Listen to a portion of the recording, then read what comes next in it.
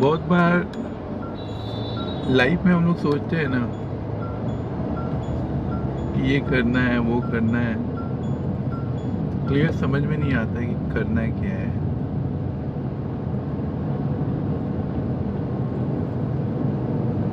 जब छोटे बच्चे थे तो हमारी अपब्रिंगिंग थोड़ी डिफरेंट टाइप की हुई है। मुझे लगता है कि जनरली मिडिल क्लास फैमिली में ऐसी ही अपब्रिंगिंग्स होती हैं, स्पेशली आप जनरल कैटेगरी से होते हैं तो और ज़्यादा भी होता है। तो जो अपब्रिंगिंग है उसमें हमारा फोकस ना सिर्फ स्टडी होता था, पढ़ाई करनी है, पढ़ाई करो अच्छे से, होमवर्क करो। आई डू रिमेम्बर कि जब मैं बहुत छोटा था, क्लास थर्ड फोर्थ में था, तो होमवर्क को लेके, पढ़ने को लेके बहुत पिटाई खाई है मैंने घर पे भी। तो मिडिल क्लास में हम लोगों को हमारा फोकस ही सिर्फ पढ़ाई लिखाई। I was not aware about all those पूजा पाठ जो हमारे ट्रेडिशंस में है, हमारे सनातन धर्म में है। पता ही नहीं था कि पूजा पाठ भी कुछ होती है, अपने धर्म के बारे में कुछ आइडिया नहीं। फिर जब 10th बोर्ड हुआ तो लाइक पेरेंट्स ने लाइक कि बोर्ड में अच्छे रिजल्ट नहीं आएंगे तो तुझे 11th-12th में साइंस नहीं मिलेगा, साइंस नहीं मिलेगा तो मेडिकल नहीं कर पाओगे। तो we were like just studying, जो भी फोकस रहा हो, जैसे भी रहा हो। और हमने किसी तरह से अपना 12th भी किया। फिर एग्ज़ाम्स की तैयारी कर रहे थे। 2 डेज की नीट एग्ज़ाम्स नहीं थे उस समय, हर स्टेट का एक अलग एग्ज़ाम होता था, उसका अलग क्राइटेरिया, अलग फॉर्म्स होते थे। हम लोग हर जहाँ जहाँ का एग्ज़ाम्स होता था वहाँ जा जा कर के एग्ज़ाम्स दे करके आते थे। एग्ज़ाम्स दिया, बहुत सारी चीज़ें रही। मैक्सिमम टाइम निराशा हाथ में लगती थी कि उतना मेहनत कर रहे हैं, रिजल्ट नहीं आ रहा है, रिजल्ट नहीं आ रहा है। ऐसा लगता था कि हमारे हाथ में ही नहीं है रिजल्ट।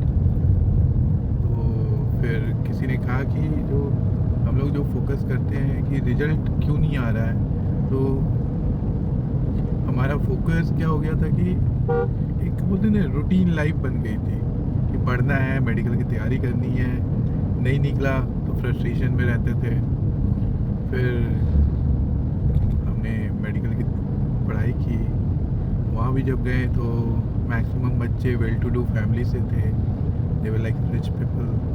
तो थोड़ा एडजस्टमेंट में भी टाइम लगता है और उम्र भी कम थी उस समय, तो बहुत सारी चीज़ें हुई। तो बेसिकली इन बातों से ये कहना चाह रहा हूँ कि हम जो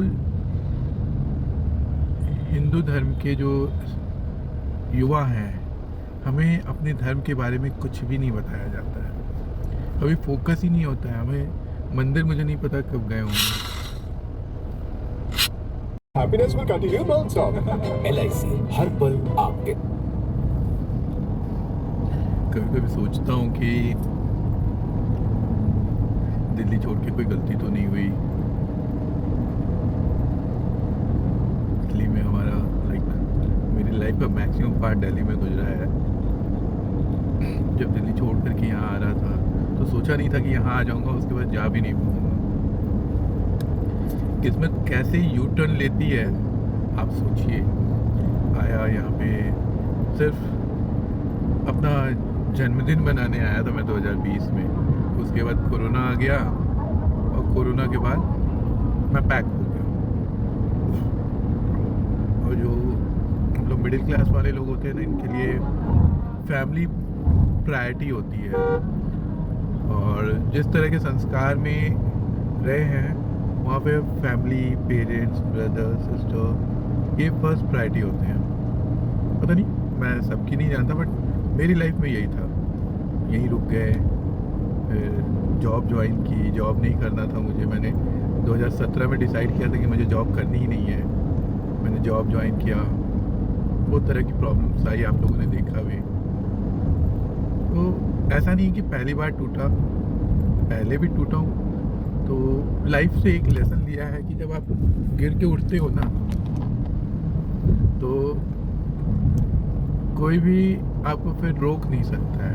आपके अंदर का डर, भय ये सारी चीज़ें अपने आप स्वतः ही समाप्त हो जाती हैं। तो मेरे पर्सनल लाइफ से अगर कोई पूछता है कि आपकी लाइफ में क्या बेस्ट पार्ट है, मेरी लाइफ का सबसे बेस्ट पार्ट ये है कि मैं कर्म पे बिलीव करता हूँ। और ना मैंने गीता पढ़ी है, ना मैंने रामायण पढ़ा है, कुछ भी नहीं पढ़ा है।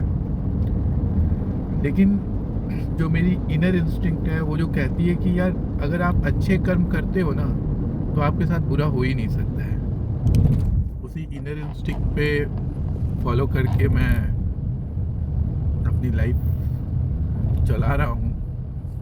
बस एक ही चीज़ है कि जीवन में जब भी कुछ हो मेरे से गलती नहीं होनी चाहिए। मुझे किसी का अहित नहीं करना है। अपनी लाइफ को आगे बढ़ाने के लिए मुझे कभी किसी को नीचा नहीं गिराना है। ये मेरे लाइफ का मोटो है। साथ चलते हैं तो बहुत अच्छी बात है, साथ नहीं चलते हैं तो वेल टू डू, चलो तू अपने रास्ते मैं अपने रास्ते। बट मैं कभी भी किसी को नीचे गिरा करके ऊंचाइयों को छूने की कल्पना नहीं करता हूँ। हाँ, सपने बड़े बड़े हैं, बहुत बड़े बड़े सपने देखता हूँ और इस देश के युवाओं से यही कहना चाहता हूँ कि बड़े बड़े सपने देखिए, मेहनत कीजिए। क्योंकि मुझे याद है कि 2014 में जब मोदी कैंपेनिंग के लिए मैं कार्यरत था, 6 मंथ्स हम लोगों ने काम किया था उस समय, तो मैंने उस ड्यूरेशन में और मोदी जी के साथ जो भी या डायरेक्टली इनडायरेक्टली जो भी मैसेजेस मेरे तक आए हैं उसमें मैंने एक ही चीज़ सीखा कि कर्म करते जाओ और जो फल है ना वो अपने आप मिलेगा।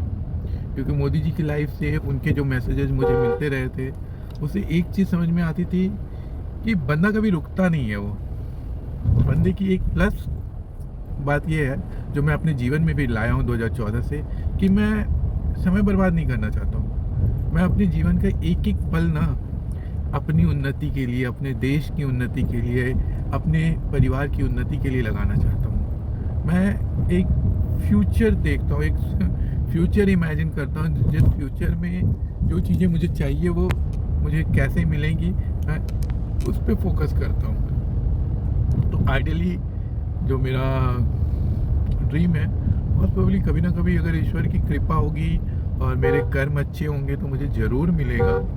और उसके लिए मुझे सिर्फ और सिर्फ कंसिस्टेंट रहना है। जिस तरह से डिसिप्लिन में मैं अपना काम कर रहा हूँ उसी पे फोकस होना है और कुछ नहीं होना है। तो युवाओं से एक ही रिक्वेस्ट है कि इससे ज़्यादा का कुछ नहीं होना चाहिए और अपने काम पे फोकस कीजिए। विपदा आती है, आपदा आती है, कोई कुछ आपका बिगाड़ नहीं सकता अगर आप सही हैं। इफ़ यू आर लाइक, आप किसी के लॉयल हो या ना हो कोई फ़र्क नहीं पड़ता। अगर आप अपने आप से लॉयल है ना तो आप सारे जंग जीत जाएंगे। मुझे इतना ही पता था कि मैं अपने आप से लॉयल हूँ। मैं अपने जीवन में क्या कर रहा हूँ, मुझे किस तरह से क्या हासिल करना है, कितने टाइम में करना है, अब हर चीज़ फिक्स नहीं हो पाता है। बट मुझे एक चीज़ पता है, कर्म करते जाओ, 3 साल में भी मिल सकता है, 30 साल में भी मिल सकता है। तो ईश्वर की कृपा से मुझे हर चीज़ मिलता रहा है, कभी भी किसी भी तरह की समस्या नहीं आई है। और आशा करता हूँ कि युवा भी इस चीज़ से सीखेंगे कि अपने कर्म पे फोकस कीजिए, अपने आप को स्ट्रॉन्ग बनाने पे फोकस कीजिए रैदर देन किसी को गिराने पे।